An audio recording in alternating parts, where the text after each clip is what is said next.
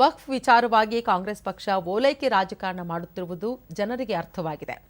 ದಿನಕ್ಕೊಂದು ಹೇಳಿಕೆ ನೀಡುವ ಮೂಲಕ ಜನರ ದಾರಿ ತಪ್ಪಿಸುವ ಪ್ರಯತ್ನ ನಡೆಯುತ್ತಿದೆ ಎಂದು ವಿಧಾನಸಭೆ ವಿರೋಧ ಪಕ್ಷದ ನಾಯಕ ಆರ್ ಅಶೋಕ ಹೇಳಿದ್ದಾರೆ.